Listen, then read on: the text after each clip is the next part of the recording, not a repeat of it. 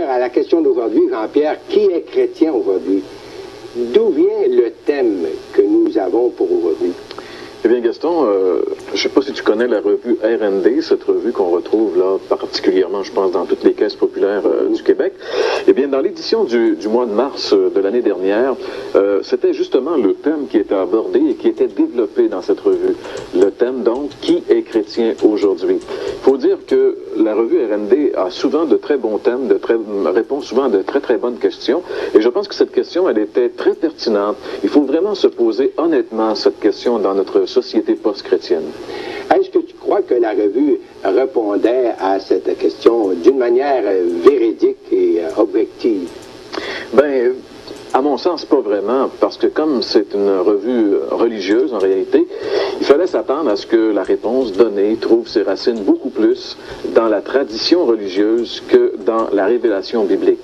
Mais quand même, quelques affirmations de la revue démontrent clairement que la conception du christianisme prônée par les auteurs qui représentent, je pense, la majorité des penseurs du christianisme religieux de notre société, eh bien, les réponses qu'ils donnent, je pense, laissent sous-entendre que c'est un christianisme qui n'est pas vraiment exact avec la révélation biblique. Par exemple, dans le début, dans la première page, on retrouve d'emblée ici le grand titre qui dit « Une question qui fait mal ».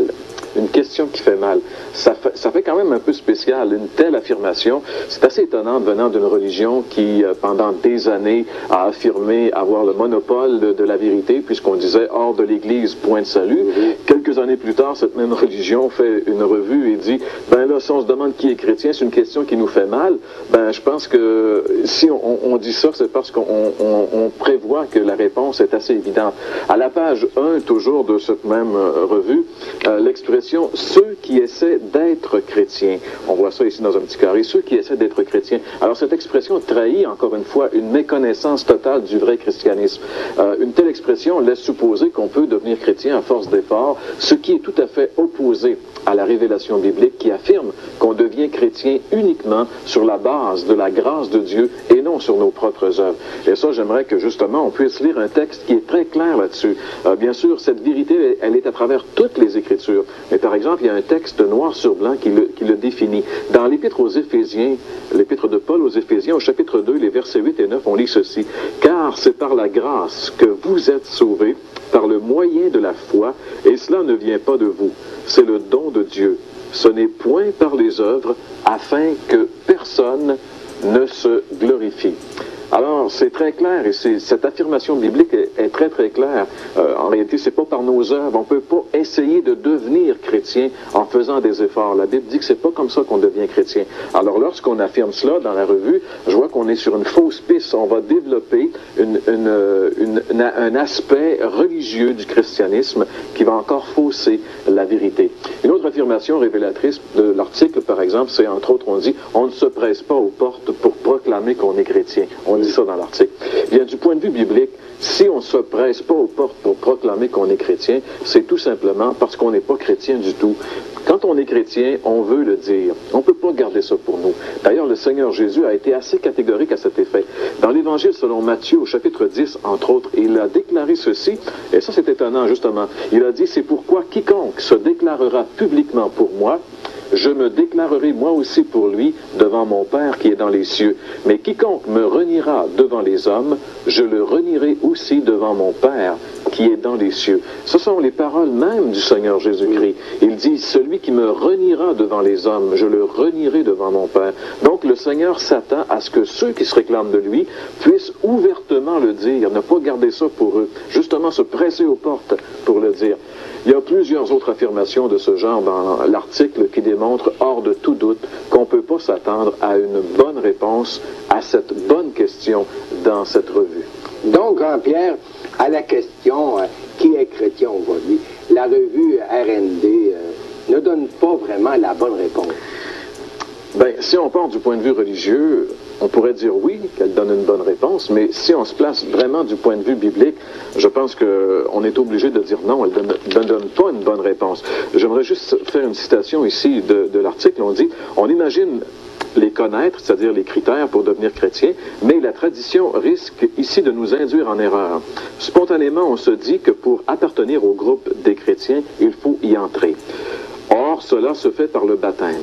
On dira donc qu'un chrétien, c'est un baptisé. On constate aussi que les chrétiens font certaines choses à leur façon.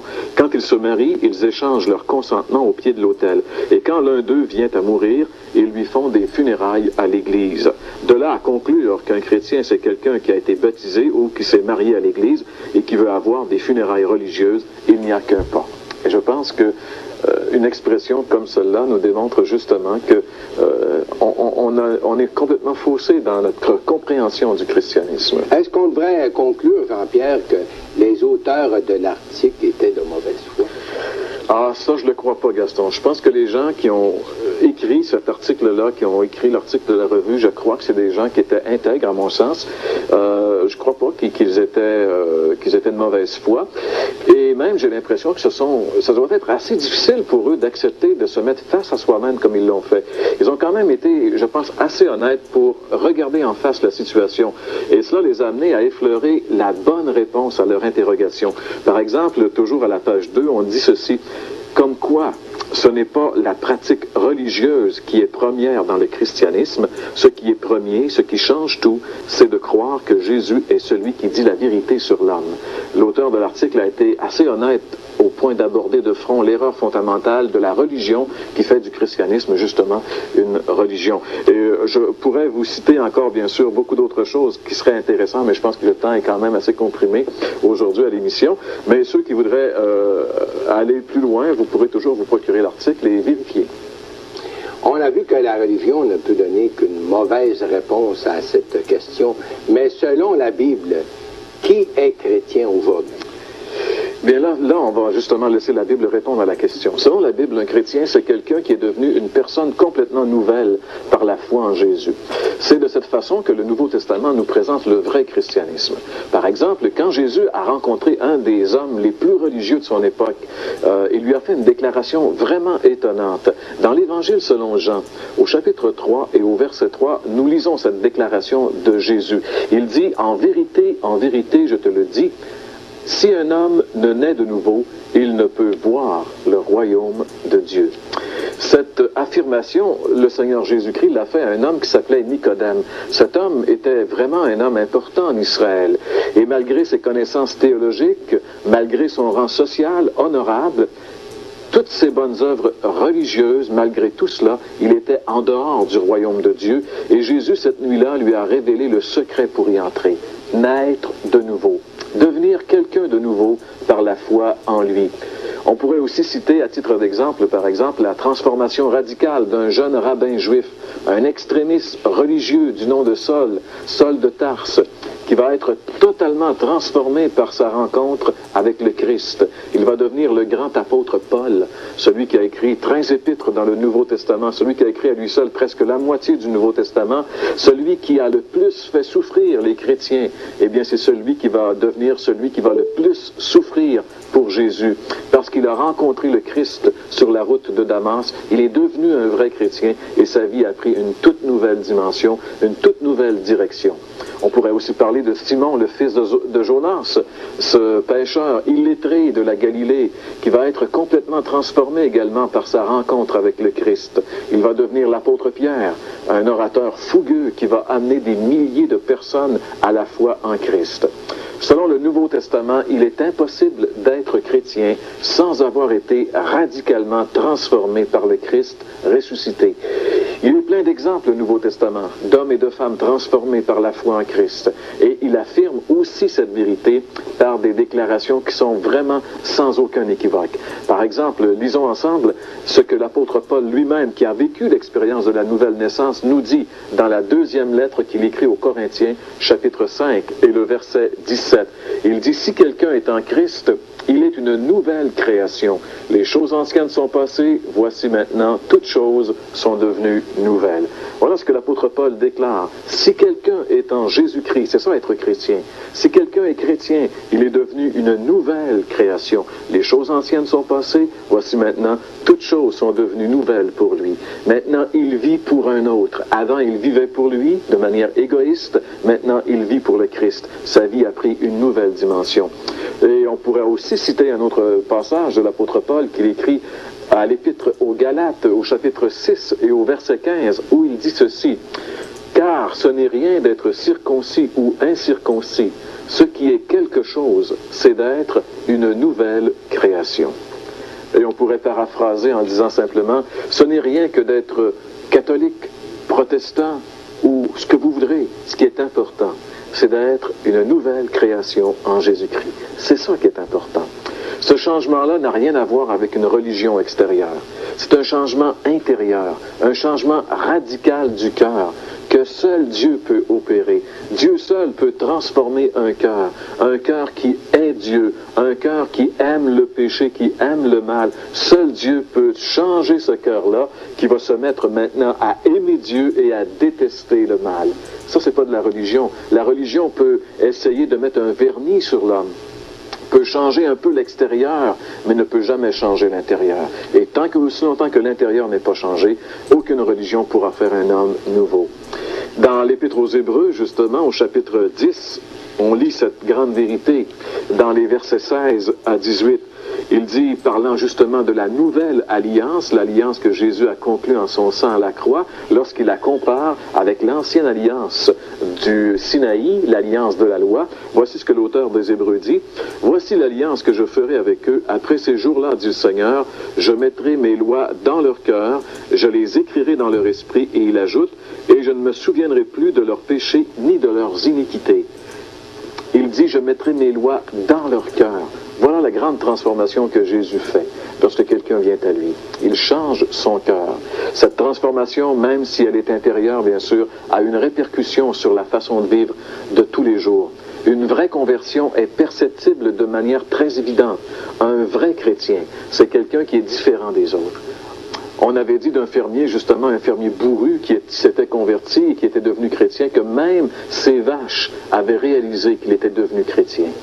Le grand missionnaire Hudson Taylor disait, si votre père, votre mère, vos sœurs, vos frères, si même le chat et le chien de la maison ne sont pas contents que vous soyez devenu chrétien, vous devriez vous interroger pour savoir si vous êtes vraiment devenu chrétien.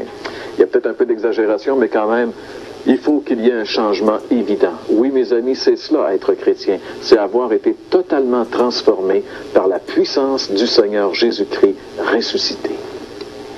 Jean-Pierre, est-ce qu'on peut dire que quelqu'un qui n'a pas expérimenté un tel changement n'est pas chrétien?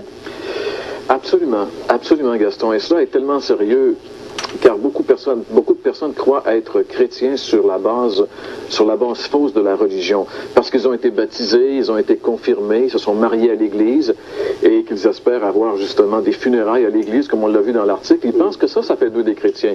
Mais jamais la Bible dit que ça fait des chrétiens. Jésus a dit à Nicodème, si un homme ne naît de nouveau, il ne peut entrer dans le royaume de Dieu.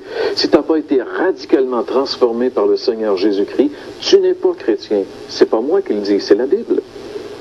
Si parmi ceux qui nous écoutent aujourd'hui, quelqu'un voulait devenir vraiment chrétien par le Seigneur Jésus, il aimerait se transformer, qu'est-ce qu'il devrait faire? J'espère que non seulement quelques-uns, mais que tous ceux qui nous écoutent aujourd'hui veulent devenir de vrais chrétiens, être transformés par la puissance du Seigneur Jésus-Christ. Pour cela, il faut premièrement reconnaître que nous sommes pécheurs. C'est là que ça commence. La Bible dit tous ont péché et sont privés de la gloire de Dieu. Nous sommes tous pécheurs, nous sommes tous privés d'un Dieu juste et saint. Deuxièmement, on doit, par la repentance, on doit se détourner de notre péché et croire en l'amour de Dieu manifesté pour nous à la croix. Jésus est mort il y a 2000 ans sur la croix portant nos péchés. La Bible dit qu'il nous a tellement aimés qu'il a pris notre place de coupable. Et enfin, on doit l'inviter dans notre cœur comme notre Sauveur et notre Seigneur et le recevoir et lui donner notre vie. On peut faire ça dans une simple prière, disant simplement ceci: Seigneur Jésus, je reconnais que je suis un pécheur.